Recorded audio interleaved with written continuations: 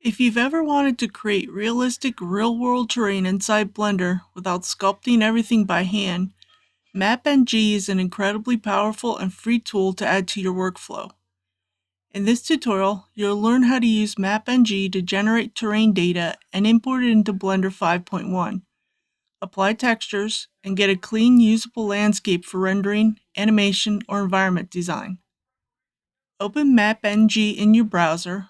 The link is in the description. You'll see a world map interface where you can click and drag around the map to find the terrain you want to use. In the bottom right corner, you can choose satellite to better see what the terrain looks like.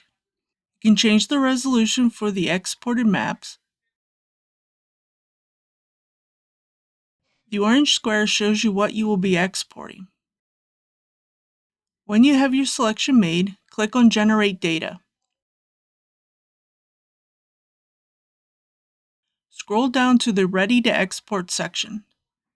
You have a few different options to choose from. For this tutorial, we'll be exporting the satellite data. This will provide the texture. You can then use various options for the mesh. In this tutorial, we'll use the GLB model. Drag and drop the GLB file into Blender. You may need to tab into Edit Mode and do some cleanup on the mesh. Add a new material. Drag and drop the downloaded texture into the shader editor and connect it to the principled shader.